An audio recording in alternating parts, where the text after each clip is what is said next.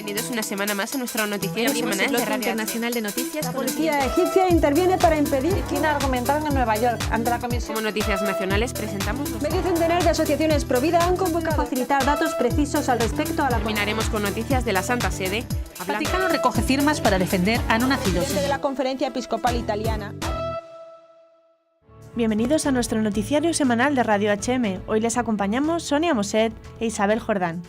Este mes de marzo se han cumplido 50 años del estreno de la película Sonrisas y Lágrimas, una película basada en el musical The Sound of Music que ha cautivado a generaciones enteras. Muchos fans saben que su argumento se basa en la historia real del matrimonio entre el barón Georg von Trapp y su segunda mujer, María, que tras huir de Austria alcanzaron la fama en Estados Unidos como los cantores de la familia Trapp. Este grupo estaba formado por María, los 7 hijos del capitán von Trapp, con su primera mujer, y con el tiempo también los 3 hijos nacidos del matrimonio de Georg y María. Sin embargo, para muchos que han disfrutado con canciones como Do Re Mi o Mis cosas favoritas, serán una gran sorpresa comprobar hasta qué punto la fe y la vivencia católica hicieron posible esa historia que tanto admiran. María Augusta había perdido a su madre a los 2 años y llegó a la universidad siendo atea y socialista, hasta que un día entró en una iglesia pensando que iba a escuchar un concierto de Bach.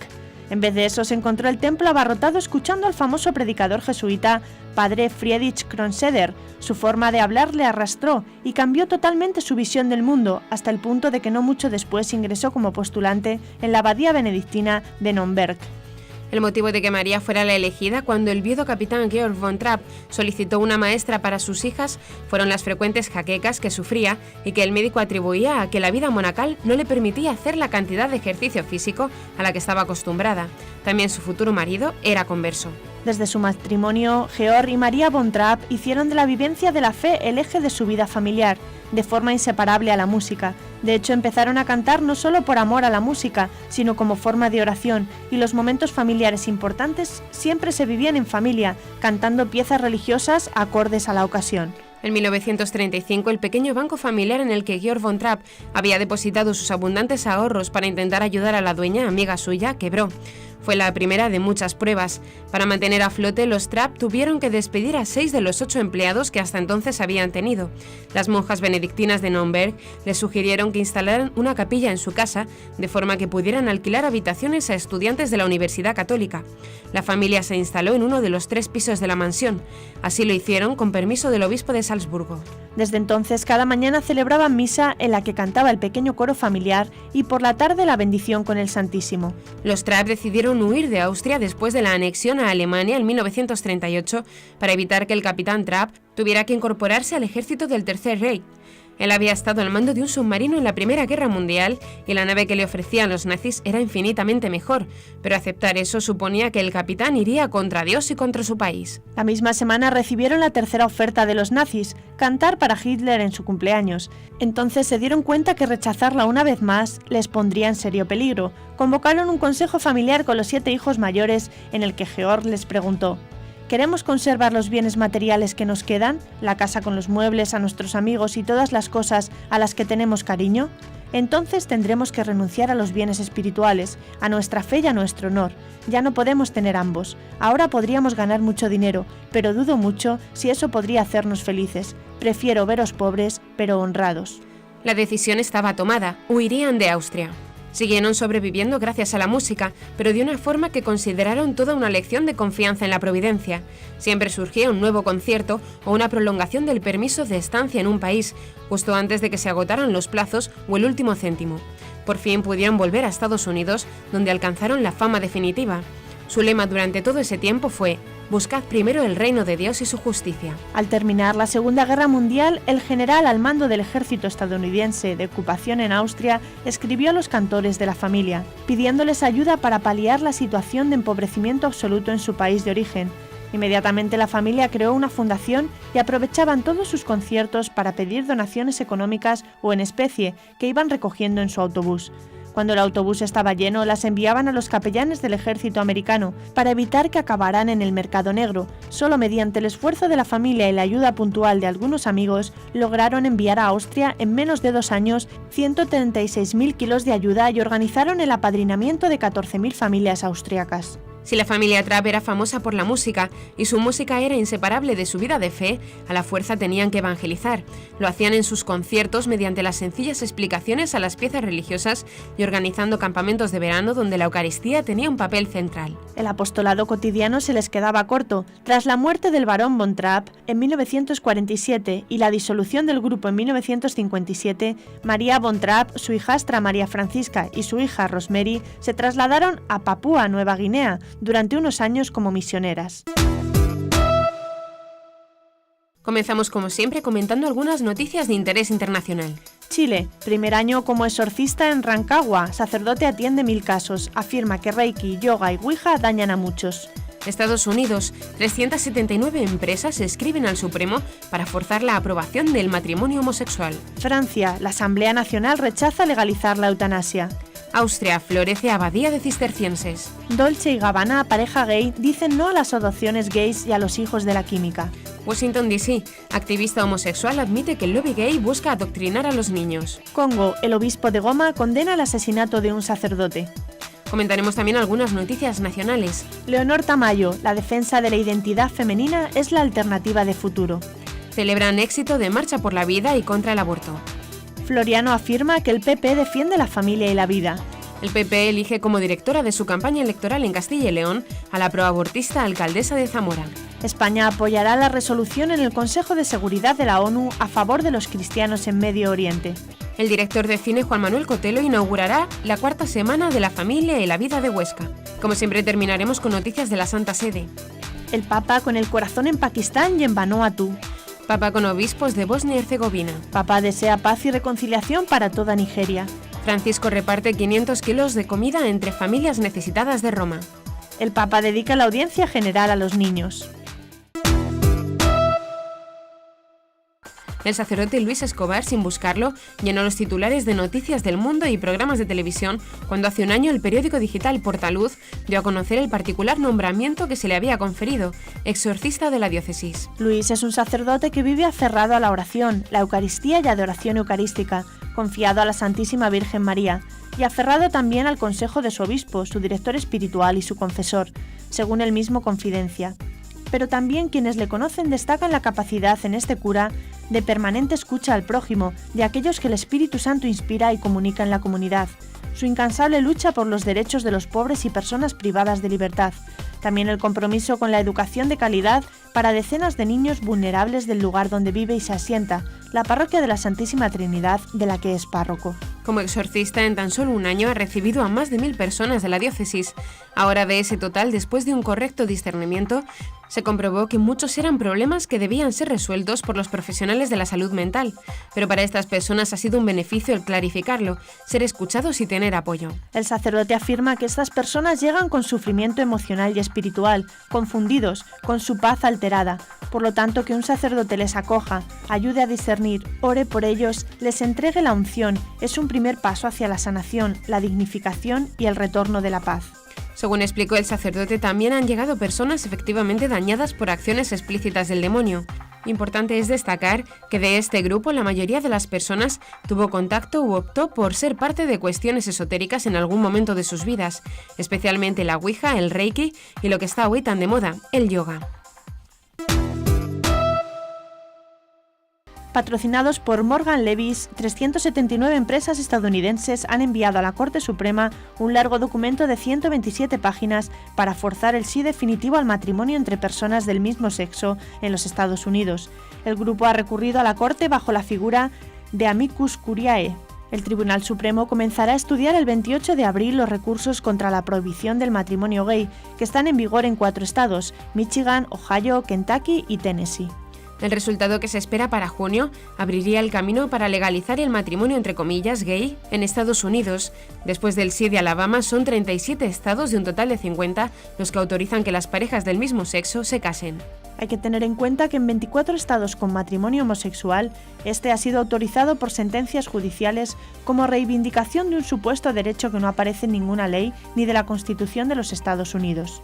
La ofensiva contra la Defense of Marriage Act, DOMA, ha sido uno de los principales objetivos pro-gay del presidente Obama, que pretende la homosexualización total de la sociedad norteamericana. Según ha informado el diario ABC, la Asamblea Nacional de Francia ha rechazado por 89 votos contra 70 3 enmiendas que proponían legalizar la ayuda activa a morir, vaciando parcialmente de su contenido más polémico un proyecto de ley que pretende la asistencia médica para terminar la vida con dignidad, según ellos le han llamado. El gobierno había redactado un proyecto de ley voluntariamente ambiguo, evitando cuidadosamente la palabra eutanasia y dejando en suspenso una posible sedación si se contaba con la voluntad expresa de los enfermos en estado terminal. El proyecto de ley sigue su curso, pero en primera lectura la Asamblea Nacional ha rechazado las enmiendas que pretendían imponer la ayuda activa a morir. Rechazados en primera lectura algunos de los puntos más sensibles, el proyecto de ley no queda enterrado automáticamente, sigue un incierto procedimiento parlamentario. Representantes de la religión católica, judía y musulmana en el país han publicado en común varias advertencias denunciando como inadmisible e intolerable el uso de la sedación para dar la muerte. Asimismo, varios expertos en ética médica, como el profesor Emmanuel Hirsch, ha publicado advertencias paralelas, subrayando que, a su modo de ver, el acompañamiento digno del fin de la vida no puede reducirse a la administración de la muerte médicamente asistida. Especialistas como los profesores Olivier Claris, Arnaud Serpierre y Robert Moulias han señalado además que la evolución contemplada por el proyecto de ley puede poner en peligro la relación de la confianza entre médicos, familias y enfermos en el sistema sanitario nacional.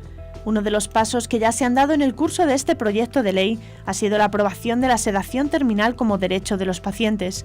No se aprueba, por tanto, la ayuda activa a morir, pero sí se obliga a los profesionales sanitarios a aplicar la sedación a juicio de los pacientes. Para la doctora María Alonso, portavoz del Grupo de Expertos Vida Digna de Profesionales por la Ética, la llamada sedación terminal como derecho de los pacientes y sus familiares por encima del criterio médico no va a permitir a estos diferenciar las sedaciones correctas de las incorrectas.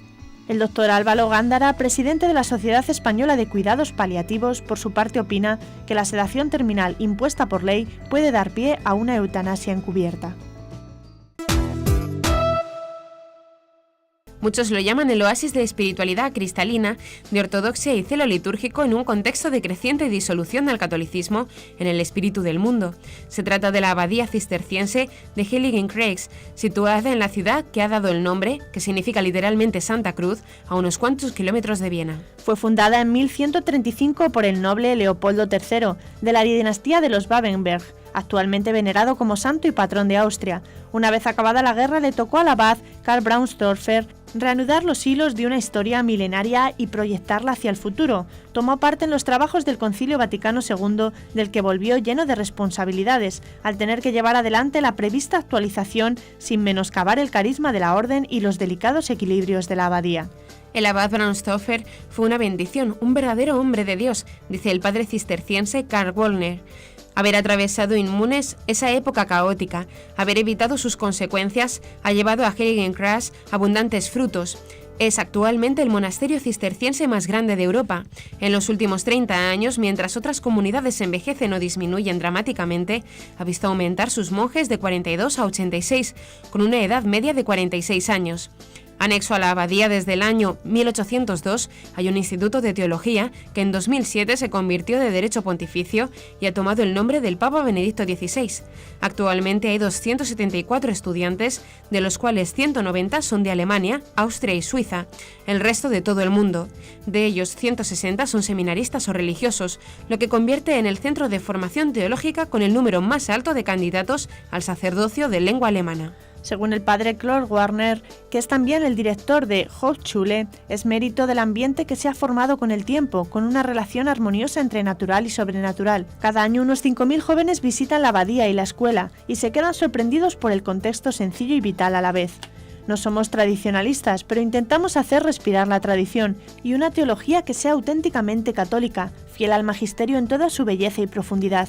Muchos seminaristas que están en ambientes apagados o en contacto con ambientes teológicos estériles encuentran aquí estímulos para su crecimiento y linfa para su vida de fe. Es inútil decir que la Escuela Teológica de la Abadía, que lleva el nombre de Benedicto XVI, dedica al pensamiento del Papa emérito una especial atención. La pareja gay más famosa de la moda italiana, Dolce & Gabbana, ha hecho una defensa apasionada de la familia con la siguiente afirmación: nosotros, pareja gay, decimos no a las adopciones gay. Basta hijos de la química y úteros en alquiler. Los hijos deben tener un padre y una madre. La familia no es una moda pasajera, en ella hay un sentido de pertenencia sobrenatural, explica Stefano Gabbana. Le hace eco Domenico Dolce afirmando que no hemos inventado nosotros la familia, la han convertido en un icono de la Sagrada Familia y no es cuestión de religión o estado social, no hay vuelta de hoja, tú naces y hay un padre y una madre, o al menos debería ser así. Por eso no me convencen los que yo llamo hijos de la química niños sintéticos, úteros en alquiler, semen elegido de un catálogo, y luego vete a explicar a estos niños quién es la madre. Procrear debe ser un acto de amor. Hoy ni siquiera los psiquiatras están listos para afrontar los efectos de estas experimentaciones, concluye Dolce. A la pregunta de si hubieran deseado ser padres, Dolce explica sus límites. Soy gay, no puedo tener un hijo. Creo que no se puede tener todo en la vida. La vida tiene un recorrido natural, hay cosas que no se deben modificar. Una de ellas es la familia. Estas declaraciones provocaron la ira del cantante homosexual Elton John, quien tiene 2 hijos por fecundación in vitro y que ha lanzado un boicot contra la marca Dolce & Gabbana, al que se han sumado otros gays como Ricky Martin. Gabbana llamó fascista a Elton John por ver de un modo autoritario las cosas. No me esperaba esta reacción. ¿Cómo?, se pregunta Gabbana. Predicas comprensión, predicas tolerancia y después agredimos. ¿Todo porque otro piensa de forma diferente? Cuestionó alegando que también hay gays homófobos, aquellos que atacan a otros gays que piensan diferente a ellos. Un escritor homosexual ha admitido públicamente a través de uno de los sitios web más populares de Estados Unidos que el lobby gay desarrolla y ejecuta desde hace años una estrategia para adoctrinar a los niños y lograr que adopten la agenda LGBTQ, lesbianas, gays, bisexuales, transexuales y queer. Bear Bergman, un transexual que se presenta como escritor, educador y narrador, publicó un artículo en el sitio web huffingtonpost.com titulado «He venido a adoctrinar a tus hijos». La mujer transexual recordó que al comenzar su activismo gay, a los 16 años, sus mentores le enseñaron que debía refutar a toda prisa cualquier acusación de adoctrinamiento, alegando que lo único que hacía era brindar un punto de vista alternativo. Sin embargo, ha decidido admitir que eso es mentira. Durante sus 25 años de activismo gay, confesó Bergman, he estado en una permanente campaña de tratar de cambiar las ideas de las personas. La meta de los activistas homosexuales, como ella dijo, es convencer a las personas de simpatizar con ellos, incluso si eso va contra la forma en la que has interpretado las enseñanzas de tu religión. Para Bergman, es trabajo de activistas homosexuales como ella hacer que las personas, especialmente los niños, piensen diferente sobre un tema a cómo lo hacen ahora. Para Bergman, si su deseo de remodelar el mundo y reeducar a los niños le hace un adoctrinador, lo acepta y añade, no estoy ni siquiera un poco arrepentido. En una comunicación a la Nunciatura Apostólica de la capital, Kinshasa, a la que ha tenido acceso la Fundación Pontificia Internacional Ayuda a la Iglesia Necesitada, se veía una triste noticia. El párroco Jean-Paul Kakule, ecónomo de la comunidad de Hueso, diócesis de Goma, fue asesinado por un desconocido con una metralleta el 25 de febrero, cuando estaba cerrando las puertas de la iglesia a última hora de la tarde. El párroco Jean-Paul Kakule, 33 años, era el hijo mayor de una gran familia cristiana procedente de Kivu Norte. Fue ordenado sacerdote en 2003 en Goma y desde entonces había desarrollado su labor sacerdotal en la parroquia de Enhueso. Según comenta el obispo, Jean-Paul Kakule es el 10º sacerdote asesinado en la República Democrática del Congo desde 1992. 5 religiosas de la Congregación de San Vicente de Paúl llevan desaparecidas desde 1996 sin que haya el menor rastro de ellas. Según indica Monseñor Teófili Kaboy, la población del este de la República Democrática del Congo está presa de la inseguridad. Bandas criminales pueden cometer desmanes en la región sin que nadie lo impida, pues la policía no está presente. Por ello, el obispo apela a los responsables a nivel nacional e internacional para que se ocupen por fin de la justicia y la paz en la región. En una carta dirigida a los socios, colaboradores y seguidores de Profesionales por la Ética, Leonor Tamayo, presidenta de dicha entidad, hace balance de las acciones llevadas a cabo en los últimos días para la promoción de la identidad femenina y la maternidad. En vísperas del Día Internacional de la Mujer se presentó en todo el mundo la Declaración Internacional Women of the World, que según Tamayo ha sido un éxito rotundo de la defensa de la identidad femenina frente al feminismo rancio de hace décadas y la ideología de género. A dicha declaración se han adherido 130 asociaciones de 40 países de los 5 continentes, entre los que destaca la amplísima participación de Latinoamérica y la de países como Irak, Kirguistán, Marruecos, Gabón y Kenia. Han firmado la declaración 17.000 mujeres de 70 países que van desde la República del Congo, Kenia o Burkina Faso a Turkmenistán, Kirguistán, Irak y el Líbano, pasando por Nueva Caledonia, Trinidad y Tobago, de Haití hasta Ucrania y Bosnia. Las firmas individuales más numerosas son de España, Croacia, Francia, Italia, México y Argentina. Women of the World ha sido traducida a 11 idiomas, incluidos el japonés y el árabe, y está colgada en más de 100 páginas web. El pasado 3 de marzo, Profesionales por la Ética, junto con la Federación Internacional del Instituto de Política Familiar, IPF, la asociación belga Woman Attitude y la francesa Femina Europa, presentaron Women of the World en Bruselas, en el Parlamento Europeo, ante un grupo de eurodiputados y representantes de otras asociaciones europeas. El 5 de marzo, fruto del trabajo coordinado de las asociaciones adheridas, se presentó de manera simultánea en Polonia, España, Ecuador, Honduras, Guatemala, Perú, Estados Unidos, México y Panamá, donde también se leyó en la Asamblea Nacional de Diputados. La semana que viene, María Luisa Peña, de Profesionales por la Ética, viajará a Nueva York, donde presentará Women of the World junto con el Instituto de Política Familiar y Be Woman, en la sede de las Naciones Unidas, en el marco del 59 encuentro del Committee of Status of Women. Por todo ello, se sienten satisfechos y afirman que seguirán trabajando desde la iniciativa Mujer, Madre y Profesional en defensa de la identidad femenina, el papel de la mujer y el valor de la maternidad.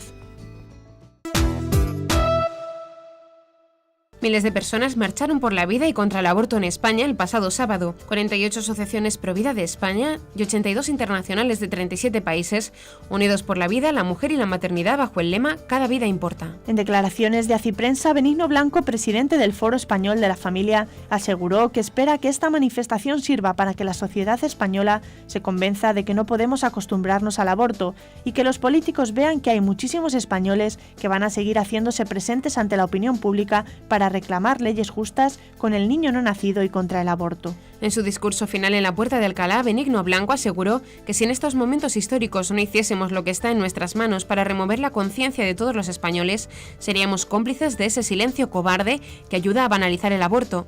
Por eso afirmó que quieren ser la conciencia crítica que impida ese silencio cómplice sobre el gran drama de nuestra época, el abandono del no nacido y de sus madres. El presidente del Foro Español de la Familia recordó que la caída del comunismo se debe a aquellas manifestaciones de polacos y checos, gentes anónimas, que denunciando la gran mentira del comunismo con su presencia en las calles, lograron derribar uno de los peores totalitarismos de la historia. Los dirigentes del PP se dieron por aludidos y tras la manifestación celebrada el sábado contra el aborto y en la que participaron distintos cargos populares, como la candidata a la alcaldía de Madrid, Esperanza Aguirre, el vicesecretario de Organización del Partido Popular, Carlos Floriano, se mostró convencido de que en la defensa que hace su partido de la familia, en sus diversas vertientes, y de la vida, cabe todo en el PP, como argumento para sostener su pretendida posición provida.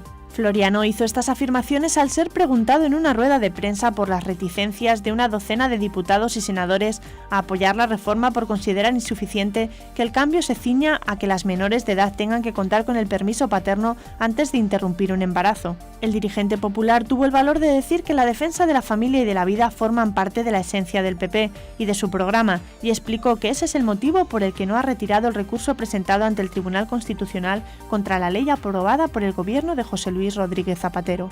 A pesar que el gobierno de Rajoy se negó a cambiar la ley, Floriano aseguró que para los populares el aborto nunca es un derecho, es un fracaso, y defendió que el PP ha cumplido el compromiso de que ninguna menor pueda abortar sin el consentimiento y el conocimiento de sus padres, y añadió: ahora está preparando un plan de apoyo para la familia, para que el aborto nunca sea la única alternativa que tiene una mujer, y ha resaltado que ahí cabe todo el PP. Mientras esto afirman, Rosa Baldeón, alcaldesa de Zamora, ha sido elegida como directora de la campaña electoral del Partido Popular para las próximas elecciones autonómicas en Castilla y León. Baldeón se ha manifestado siempre a favor del aborto y en contra de la reforma de la ley que propuso el exministro de Justicia, Alberto Ruiz Gallardón. Rosa Baldeón declaró en una entrevista al Diario de León su desacuerdo con la reforma que quería impulsar Ruiz Gallardón y que finalmente fue retirada por el presidente del gobierno, Mariano Rajoy, lo que provocó la dimisión del entonces ministro de Justicia. La alcaldesa de la capital zamorana también causó polémica al asegurar en un programa de televisión local que toda menstruación femenina es un aborto. El ministro español de Exteriores y Cooperación, José Manuel García Margallo, afirmó que España presentará una resolución conjunta de varios países europeos en favor de los cristianos de Oriente Medio, que será examinada por el Consejo de Seguridad de la ONU el próximo 27 de marzo, en una reunión extraordinaria convocada por Francia, país que actualmente preside dicho Consejo. El anuncio de esta reunión fue hecho el pasado 10 de marzo en Rabat por el ministro francés de Asuntos Exteriores, Laurent Fabius, en visita oficial en Marruecos. «Estamos al lado de las minorías y no aceptaremos su persecución», dijo Fabius. El ministro francés aseguró que el mundo no puede aceptar la acción terrible de los terroristas contra estas minorías cristianas y de otras religiones. Fabius se refería a la persecución practicada en Irak y en Siria contra los cristianos asirios y los yazidíes, principalmente, que han sido obligados a convertirse o han sido esclavizados en algunos casos, además de haber provocado movimientos masivos de población. Este año, la Semana de la Familia y la Vida, que se celebra del 19 al 25 de marzo, cuenta con la participación del director y productor de cine Juan Manuel Cotelo. Por cuarto año consecutivo, la Delegación Diocesana de Familia y Vida, con la colaboración de las demás delegaciones diocesanas, ha organizado esta cuarta Semana de Familia y Vida con el lema «Los desafíos para la familia hoy». Habrá conferencias, actividades para niños, jóvenes y ancianos, actos culturales, lúdicos y tiempo para la oración y la caridad. Como en años anteriores, se clausurará la semana con la celebración diocesana de la Jornada por la Vida en una Eucaristía presidida por el obispo de Huesca, Monseñor Julián Ruiz Martorell, en la Catedral de Huesca, el miércoles 25 de marzo a las 6 de la tarde. Al finalizar la misa se presentará la ONG Proyecto Maternity. Desde la Delegación Diocesana de Familia y Vida se invita a todos los cristianos a participar y a promover el Evangelio de la familia y la vida en nuestra sociedad. El Papa Francisco, después de la oración mariana del domingo pasado, hizo un llamamiento por la paz en Pakistán, donde se han producido 2 ataques con bomba en 2 iglesias cristianas, en Lahore, al este del país, durante la misa dominical. El Santo Padre, asegurando su oración por las víctimas y las familias, hizo un apremiante llamamiento ante la persecución de los cristianos con estas palabras: «Con dolor, con mucho dolor, he conocido los atentados terroristas de hoy contra 2 iglesias en la ciudad de Lahore, en Pakistán, que han provocado numerosos muertos y heridos. Son iglesias cristianas. Los cristianos son perseguidos. Nuestros hermanos derraman la sangre solo porque son cristianos. Mientras aseguro mi oración por las víctimas y por sus familias, suplico al Señor, fuente de todo bien, el don de la paz y la concordia para aquel país, y que esta persecución contra los cristianos que el mundo busca esconder termine y sea la paz». El Papa Francisco recibió a los obispos de Bosnia y Herzegovina en visita a Límina y les pidió que no ahorrasen energía a la hora de ayudar a los más débiles y pobres y que apoyen a los que quieran continuar en la patria, evitando agrandar la fila de los migrantes. En el discurso que les entregó al final de la audiencia, el Santo Padre, que dentro de poco visitará Sarajevo, pone de manifiesto la caridad, la atención y la cercanía de la Iglesia de Roma con los que son herederos de tantos mártires y confesores que a lo largo de la historia atormentada y secular de ese país han conservado viva la fe, y asegura que junto a los obispos reza por todos sus habitantes y por aquellos que a consecuencia de los no lejanos conflictos bélicos, del desempleo y de la falta de perspectivas se han visto obligados a refugiarse en el extranjero. El obispo de Roma exhorta a la Iglesia de la nación nigeriana a seguir testimoniando la misericordia del Evangelio ante las graves dificultades que conoce el país. Ante las nuevas y violentas formas de extremismos y fundamentalismos sobre la base étnica, social y religiosa, muchos nigerianos han sido asesinados, heridos y mutilados, secuestrados y privados de todo, de sus seres queridos, de su tierra, de medios para subsistir, de su dignidad, por mano de personas que se proclaman religiosas, pero que abusan de la religión para hacer de ella una ideología, para doblegarla según sus propios intereses de abusos y de muerte. El Papa Bergoglio empieza su carta destacando que Nigeria, conocida como el gigante de África, con sus más de 160 millones de habitantes, está destinada a jugar un papel de primer plano no solo en ese continente, sino en el mundo entero, y recuerda su crecimiento económico y su compromiso en la resolución de situaciones de crisis en los pueblos africanos. Impartiendo de corazón la bendición apostólica también a los sacerdotes religiosos y religiosas, misioneros, catequistas, fieles laicos y sobre todo a los miembros sufrientes del cuerpo de Cristo, el Papa Francisco desea que la resurrección del Señor pueda ser portadora de conversión, de reconciliación y de paz para todo el pueblo de Nigeria, y encomienda a todos a María, Reina de África, pidiendo asimismo que recen por él. 500 kilos de comida ha donado el Papa Francisco a las familias pobres de un barrio de su diócesis de Roma. Los habitantes más pobres de Torbella Monaca, barrio del occidente de Roma, que recibieron la visita apostólica del Papa hace 10 días, han recibido una canasta con cereales, vegetales, quesos, tomates, mermeladas y leche, entre otros productos. El Papa ha enviado a su limosnero, Monseñor Konrad Karczewski, a repartir personalmente las canastas de alimentos en la sede de Asociación Medicina Solidaria, que ha recibido la donación expedida por la Limosnería Apostólica del Vaticano. Ha sido una verdadera sorpresa cuando nos llegó la llamada telefónica que nos anunciaba la llegada de los alimentos para las familias más pobres del barrio, dijo Lucía Ercoli, directora de Medicina Solidaria, a Radio Vaticano. El Papa no se ha olvidado de nosotros y a distancia de 2 semanas de su visita a Torbela Monaca ha querido dar una señal de cercanía a quienes se encuentran en dificultad. Terminamos por último con las palabras del Papa en la audiencia general de esta semana. Esta vez han sido dedicadas a los niños. Entre muchas ideas, el Papa no ha dejado de denunciar que los niños son los grandes excluidos, pues muchos de ellos viven en condiciones que no son dignas e incluso a veces ni siquiera les dejan nacer. El Papa explicó que los niños recuerdan a todos que somos totalmente dependientes del cuidado y de la benevolencia de los demás. Por otro lado, indicó que Dios no tiene dificultad en hacerse entender por los niños y los niños no tienen problemas en entender a Dios. Los niños son en sí mismos una riqueza para la humanidad y para la Iglesia, porque nos recuerdan de manera constante la condición necesaria para entrar en el reino de Dios, la de no considerarnos autosuficientes, sino necesitados de ayuda, de amor y de perdón. Y hasta aquí nuestro informativo semanal. Esperamos que haya sido de su agrado. Recuerden que pueden seguir escuchándonos siguiendo el resto de nuestra programación en directo a través de la web www.radiohm.net. En ella podrán encontrar también los distintos podcasts con los informativos anteriores y otros audios que también pueden ser de su interés. Seguiremos estos días informando de las noticias de la Iglesia y del mundo a través de nuestros breves espacios informativos que les ofrecemos todos los días, cada media hora aquí en Radio HM 88.9 FM y HM Televisión. Ayer, hoy y siempre la verdad. Gracias por habernos acompañado. Les han informado Sonia Moset e Isabel Jordán. Hasta la próxima semana.